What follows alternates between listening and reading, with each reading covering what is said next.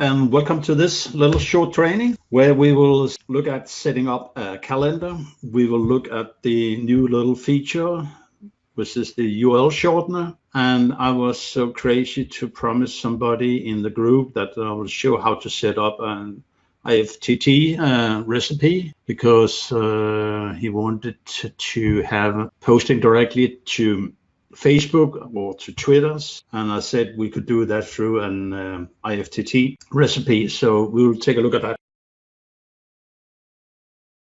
model in the poster, which allows you to set up a Google Calendar, and the calendar can create events for a target URL which you will put into the calendar. Here I have put up a mortgage broker in the calendar name. I have set in, it's a little bit scrambled, just a second. But what I'm doing up here in location, I will put in the location, which will be the map of my GMB. The reason why I'm putting in everything is that you will get a link in your events to a map. So you're actually creating links to your GMB every time that you're creating the calendar. Actually, I had a question on the calendar. What if I don't want to post 48 every day and then every week and every month? So I thought that we could just limit the amount of titles that we put in there and it wouldn't produce 48 calendar. But then Henrik tested it and he only put in 2 keywords in the title and it still produced 48. Do you guys think that we should make it so that you can pick how many you want to post or where you want to post, so that you're not automatically just doing 48? Terry, what do you think about that? Choose how many we want. More is better. So we're kind of 50-50. So everybody wants to more or less blast it away? Yeah, about half of them. It allows us to choose. I want all the links I can. Why limit it? No, it's not a limit. It's just an option. Pick 48 or pick 8 or 16 or something. I don't know, but I think I could get Chris to work on something if that was something that we thought was important to us. Because we have had a couple people say, well, I don't want to post 48. I think it's overkill. So that was the reason for the question. So I will pose that question to Chris to see what option we can build, both in here and in Ranking Factory. Let's just clear out these. That's what from the test before. So I will set up everything now. So the first thing you should do is giving your calendar a name, and the name should actually be keyword rich, i.e. in this instance I put in mortgage broker, but it doesn't correspond to what I put in my URL down here. So I'll put in website creation maybe. So I have a calendar name. I will then put in my location, and what I can recommend you to do is that you put in the full map of your GMB, and you will put in a small calendar description, max 320 characters. Is it okay to keyword stuff that? Yeah, no problem. Or keyword stuff. Do it with reason. Yeah, and I like the fact that Chris put that counter up there, so it makes it easy. The next thing I will have to look at when I'm cleared the description is to put in the title. Here I'm targeting my GMB's website, and then you can choose to a single event title by taking this one, or you can have multiple titles. If you choose multiple titles, you will paste them in like I'm doing here. So what happens here, the system will create an event for each of these keywords that I've stuffed in here. Another solution would be to take those and go to a tool like this one, the Keyword Translation Factory, which you hopefully have signed up for. And again, I'll go into the Spintax Spinner. I'll paste in the keywords up here in the top. You can actually load them from one of the other tools within the keyword translation. I hit the make Spintax down here, and you can see it will fast create the Spintax, which I will copy out and go back to my calendar. And I will choose multiple titles up here and use the Spintax check here, and I will paste it in here. You can see the Spintax has been inserted. So now I can go to the event content, and here I will put in a little text. Comes the first one out here, and we'll put in a little bit more. Again, you will put in the event location with the full map, put in there previously, but I'll put in a new one here. And then you have a possibility to have an attachment to each event, and that's a G drive attachment. So I will go and find one which I have prepared here. So the first one comes here, take the share link from the document in the drive. I'll put in a title, comes in here, goes up there, put it in there, and we can take one more attachment. So what's the value of attachments? Why would we even want to bother doing that? Because Google will read the attachments that we are attaching to the events. And if you're creating 48 events, you're actually creating 48 links back to this G drive. So we are pointing from a Google property to the drive, which is pointing back to money site. And you have keywords, rich context to the link by having the title into the calendar as well. You could do a sheet. Attach a sheet, or you can attach whatever you want. So the value. If you have a sheet with 10,000 links in it, then everybody kind of get the value of putting the attachments in there when you're utilizing the properties that you've already built. It is extremely important. And I do believe that most 99.99999% of everybody outside of us and semantic mastery don't do that. And then you, of course, will stuff in as many links in addition that you want. So here I'm creating a link back to my GMB business website and to the website in itself. And of course, you can actually take one of the links to the post, etc., what we've done. I think I showed it in another one that I actually embedded a lot of post URLs into the events. And that gives you, let's say, if you put in 20 links, you have 48 events, which you are creating in a moment. That gives 960 links back. And if you do that 30 days, 30 times, you have 28,800 links pointing out from your calendar. So that's extremely powerful. I haven't tested in terms of the characters, but what you normally will do is just a reasonable keyword-rich text, and then put in whatever.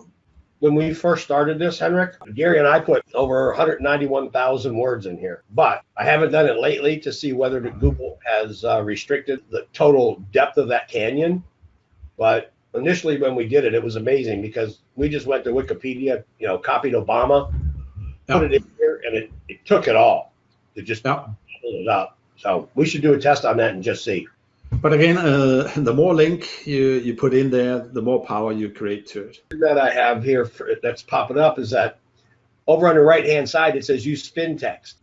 If you hit this one and you put in a spun article in it, then we'll spin it for the 48 events on a daily basis. And that's pretty cool because if you do that, you can really get a lot of different links back and juice back based on what you're actually spinning within the article itself. What you can do before you create it, you can go up and save. So if you save here, it's saved to your load folder, document folder. The next thing is just to hit go, and it will create the calendar. And you will see down here at the status line that is creating the calendar. So I'll hit go now. How many of you guys like the save and load feature to come back here and just load it up again, make a couple modifications, and Bob Junk will pop it out again like a rabbit. In less than 5 minutes, you can pop another calendar to another calendar to another calendar. But look at the counter down at the status line. It's now over 40, 48. On the left-hand side on the bottom, you see that's giving you the timeline. So now it has created the calendar. And if I go here to published links, you'll see all the links that's created for each event, 48 pieces. And here is the calendar in itself. So if I hit this one, so if I go and just look at it, here you can see. And you can see it's creating this map. So if I hit this one, it should open the map. So you want to use real locations? You want to use your own location of the GMB, because then you're creating 48 maps in bed in principle on a daily basis. And you can see I have put in service areas here rather than using zip code or radius. So this is regions that I put into the GMB. All right, so a couple questions here. How do you make the calendar public?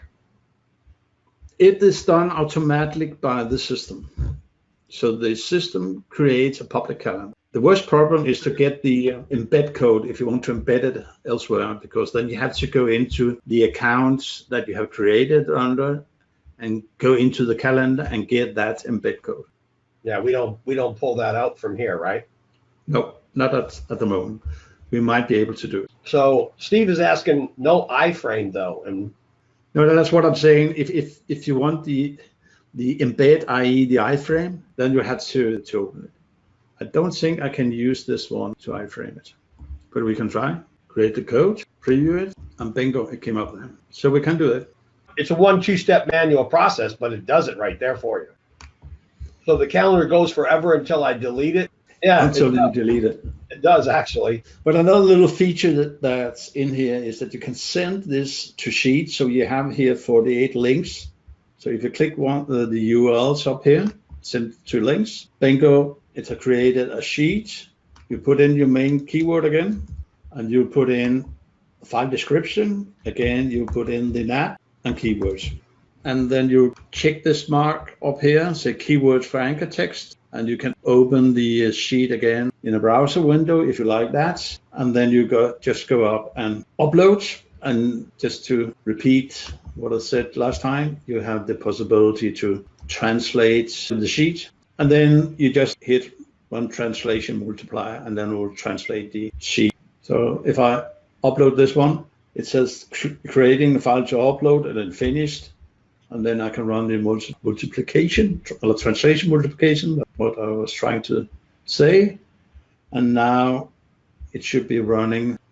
I love this every time I see it. It just excites me. It's really cool. So you get the sheet translate into Italian, to Spanish, to Welsh, and whatever you choose. And just have to remember that when you're running the translation with a lot of text in it, then it costs a little bit on your API. You also have the possibility of translating the calendar. So the text here could be translated from English into Spanish. So you just hit go here and it will translate the text here. Pretty exciting stuff when you think about the possibilities. Just continue from Spanish to, let's say, Danish, and hit go again. Of course, you have to create the calendar in the various languages, but I've got a question here, Henrik. If you go and take the URL from the sheets that you created, Google Drive URL, and you come back and put that in the URL section over here on the left and create another sheet, you would kind of be creating an endless loop, wouldn't you? Because every time it goes through and it's going to go to the sheet, then the sheet's going to come back and point to here. You go back to the sheet and point to here. No. Because you would have to create a calendar, and the calendar is creating these URLs. You would have to put them into the event to do it. So you would have to take these, copy those, and put them in here, and then create the calendar. There's a viral loop. But the benefits of having, let's say, the loop is actually from the iframe in itself, because Google will continuously go when it sees an iframe, it will go and read that site.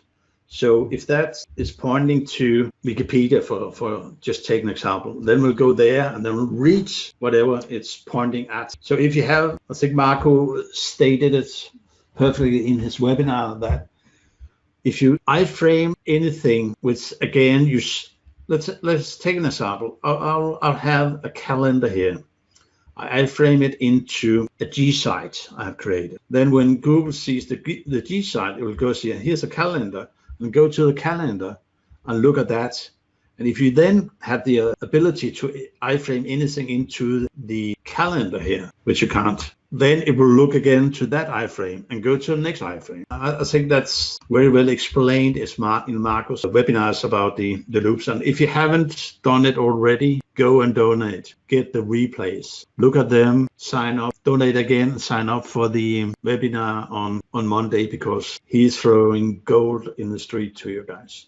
Basically, there's just ways for us to achieve that. The second question, when you do the Spanish or any of the translations, they are creating new calendars or they're overriding the old calendar. But what I'll do when I'm translate the Spanish into the Danish, then I will go create. And then if I translate this to Swedish, I will go up and create again. So you're creating a calendar each time you have translated. It's not like in the sheets where you have the multiply effect of it, where you just pick the languages, and then when the sheet is created in Spanish, then we'll start creating one in Welsh, which will link to the Spanish.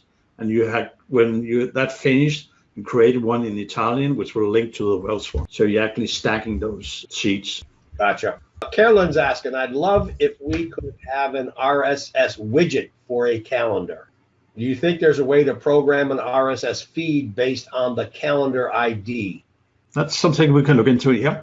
Is there a double punch in the sheets if we put the same keyword in for the primary and secondary? I don't see why you'd want to do that. There's plenty of for the primary and plenty of punch for the secondary, but you could use the same for both.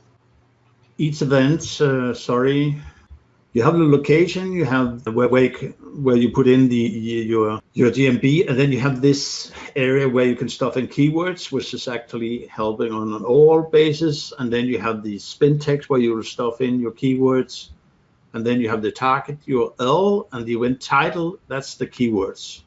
So if you're saying that you are always speaking about the sheets, let me go back to the setup. So here you will create a set of links with this main keyword, and you will create a set of links with the secondary keywords as you show in the preview. So here, there's a set of links here, there's a set of links here, and there's a naked link that you get in there.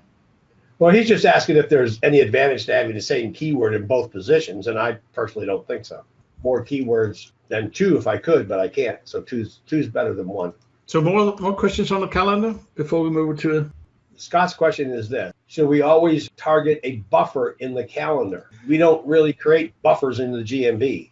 In the calendar, you could target a buffer document if you like, because then you're pumping up links to that buffer document, which have a bunch of links, your money site. Here, I think the most important part of it is actually that little piece up here, because you creating something which you could correspond to a map embed. I think that's the most important part of it. Here you could actually hit your money site if you like, because it's a deep property. You're in control of it. If you do it on behalf of a client, I will hit the buffer document instead of, because you can always take the calendar down. Does that make sense, Scott? Yep.